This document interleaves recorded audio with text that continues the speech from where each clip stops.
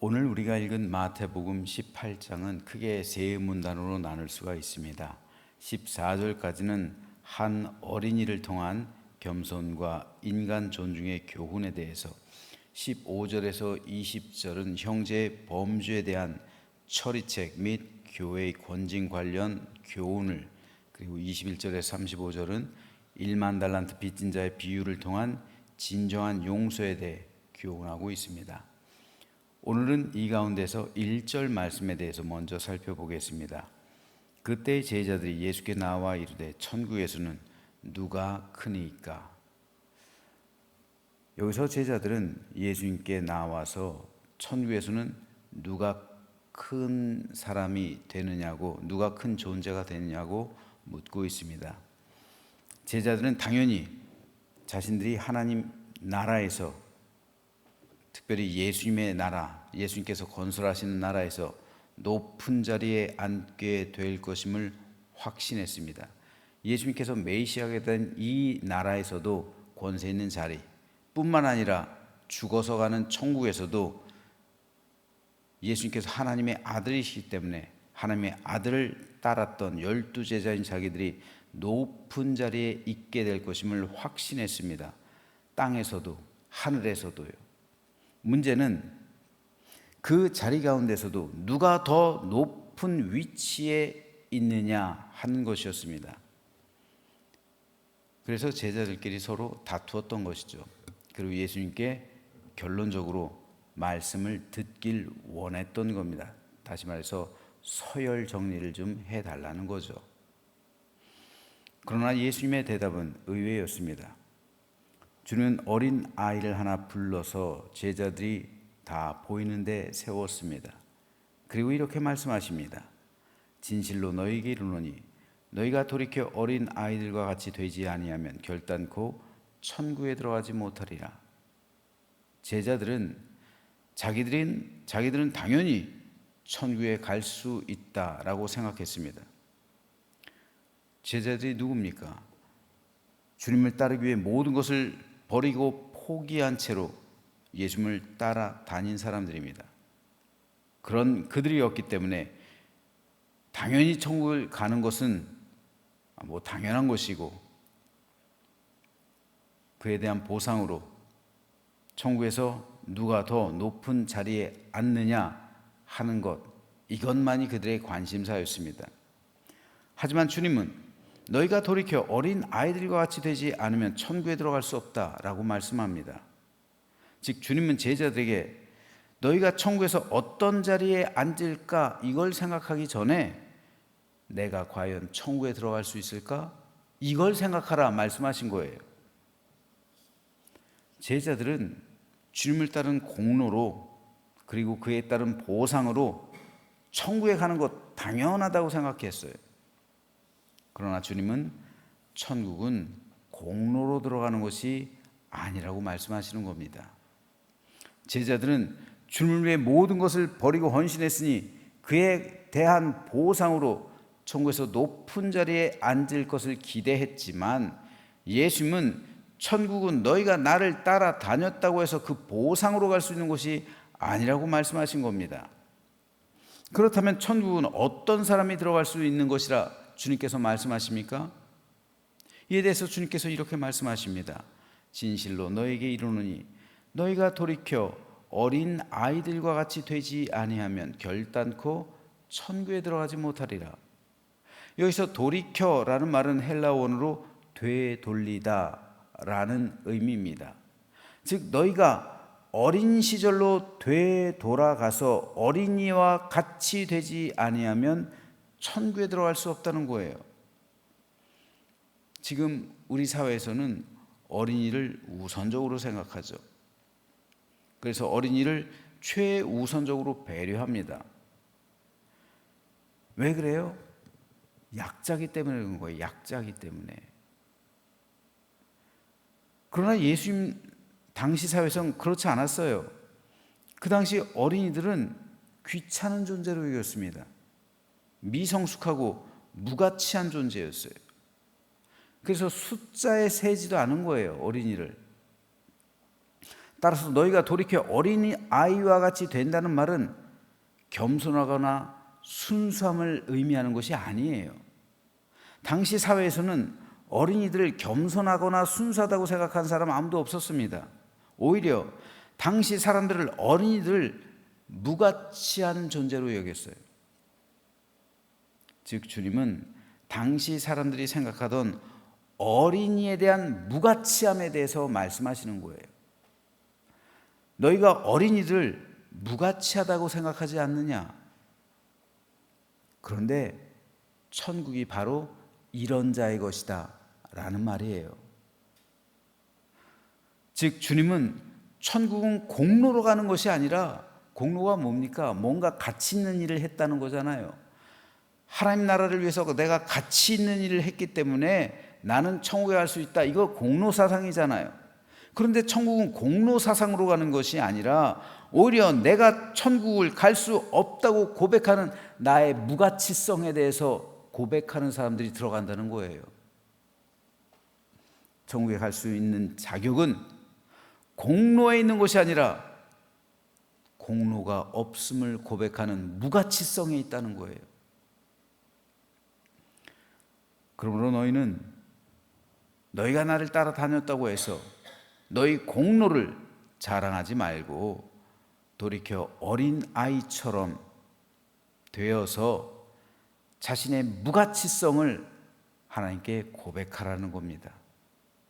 너희가 진실로 천국에 들어가기를 원한다면 먼저 너희 자신을 무가치한 존재로 여기라는 말이에요.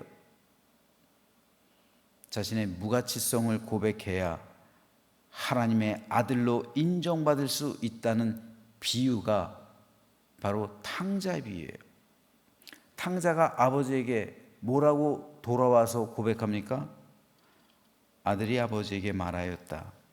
아버지, 내가 하늘과 아버지 앞에 죄를 지었습니다. 이제부터 나는 아버지의 아들이라고 불릴 자격이 없습니다. 그래서 불릴 자격이 없다라는 말은 무가치성이에요. 나는 아버지 아들에 합당하지 않습니다. 나는 무가치합니다 라는 고백이에요. 탕자가 자신의 무가치성을 고백했을 때 아버지의 아들로 인정받게 되죠. 마찬가지로 예수님을 부인하고 갈릴리로 돌아가서 고기잡이 하던 베드로 역시 자신의 무가치성을 철저하게 깨닫게 되죠. 그리고 주님을 만났을 때 아무 말 하지 못해요.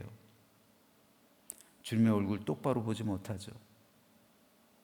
그런데 주님은 그때 비로소 내 양을 먹이라 라는 부탁을 베드로에게 하신 거예요. 주님은 공생의 3년 동안 결코 베드로에게 내 양을 먹이라 라는 부탁을 한 적이 없어요. 그러나 지금 주님은 베드로에게 이 부탁을 하시는 거예요.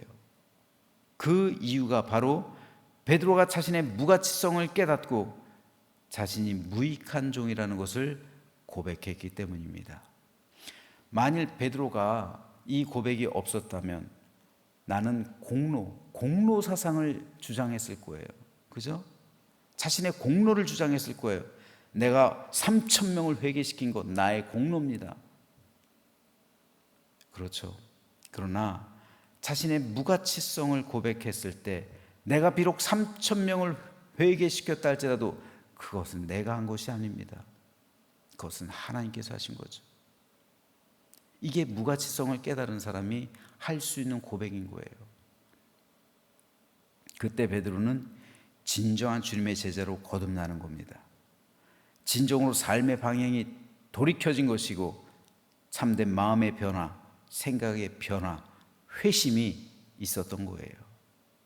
이것이 예수님께서 원하시는 진정한 회개입니다. 그러므로 천국은 진짜로 회개한 사람만이 들어가는 곳이란 말이에요. 회개한 사람은 자신의 공로를 주장할 수가 없어요. 어떻게 교회에서 내가 교회를 부흥시키고 성장시킨 겁니까? 하나님께서 하신 거죠. 어떻게 교회에서 나의 공로를 주장할 수가 있어요? 어떻게 교회에서 나의 업적을 자랑할 수가 있어요? 이건 공로잖아요. 무가치성을 깨달은 사람은 공로를 주장할 수가 없어요. 무가치성을 철저하게 깨달은 사람은 나의 업적을 자랑할 수가 없어요. 3천 명을 회개시켰다고 해서요, 예루살렘 교회가 대교회가 됐다고 해서요, 자신의 업적과 공로를 제자들이 자랑했을까요? 아니요. 오히려 제자들은 순교자가 됐어요. 무가치성을 깨달았기 때문에 그런 거예요. 이 무가치성을 오늘도 깨닫지 않으면 목사는 자신의 공로와 업적을 자랑하게 돼 있어요. 그래서 내가 이 교회를 얼마나 크게 성장시켰는지, 얼만큼 내가 부흥시켰는지, 나의 공로와 업적을 자랑하고, 그래서 내가 그만큼 누릴 자격이 있다 생각하는 거예요. 이게 공로 사상이에요. 자신의 무가치성을 철저하게 깨닫지 않은 사람은 진실로 회개한 사람이 아닙니다. 진실로 회개한 사람이 아니기 때문에 공로와 업적을 자랑하는 거예요. 이것은 성도들 역시 마찬가지예요. 우리 믿음의 시작은 나는 무가치하며 무가치한 종이라는 철저한 회개에서 나오는 거예요. 이 회개가 없다면, 이 진실한 하나님 안에서의 돌이킴이 없다면 하나님의 은혜를 온전히 체험할 수가 없는 거예요. 그러니까 나더러 주여 주여 하는 자마다 천국에 들어갈 것이 아니라고 말씀하시는 거예요. 내가 주의 이름으로 귀신도 쫓았고, 주의 이름으로 은사도 행했고, 주의 이름으로 이러한 일들을 행했지 않습니까? 그럼 내가 너에게 말한다. 나를 떠나가라. 왜요? 너희들은 회개한 적이 없다는 거예요. 회개한 적이 없으니까 자신의 공로와 자신의 업적을 자랑하고 있는 거잖아요. 자신을 무익한 사람이라고 고백하지 않는 사람이 목회를 하고 서로 교회가 성장했다 할지라도 그 교회 어떻게 되겠습니까? 자신의 공로와 업적을 내세우면 어떻게 되겠어요? 반드시 탈이 나기 마련이에요. 자신의 무가치성을 깨닫지 못하고 자신의 무익함을 고백하지 않은 성도가 교회에서 중직이 되면 그 교회 또 어떻게 되겠습니까? 자신의 공로와 업적을 내세우기 마련이에요. 그렇죠? 내가 이 교회를 위해서 얼만큼 충성하고 얼만큼 헌신하고 얼만큼 나 때문에 우리 교회가 이렇게 됐는데, 이 공로예요. 이 업적이에요. 무가치성을 깨닫지 못하면 베드로처럼 그렇게 되는 거예요. 우리도요. 하지만 자신의 무가치성을 깨닫고 탕자의 마음을 갖게 됐을 때, 그래서 예수님의 얼굴조차 볼 면목이 없었을 때 오히려 주님은 그때 비로소 됐다, 이 정도면 됐다, 내 양을 먹여라, 이런 부탁을 하시는 거예요. 우리는 진정으로 회개하지 않고도 얼마든지 교회에서 충성하고 봉사하고 헌신할 수 있어요. 하지만 주님께서 원하시는 믿음은 세리처럼 자기 가슴을 치는 믿음이에요. 자신의 무가치성을 깨닫는 믿음이에요. 거기서 주님께서는 사명을 주시는 거예요. 무가치성 깨닫지 않은 사람이 성공하게 된다면 소위 말해서 자기 공로와 업적을 자랑하게 되는 거예요. 그러면 그 영혼을 위해서도 결코 좋은 것이 아니에요. 그러므로 예수님께서 원하시는 심령은 탕자와 같이 자신의 무가치성을 아버지 앞에 고백하는 사람, 그가 진실로 돌이킨 사람이 되는 거예요.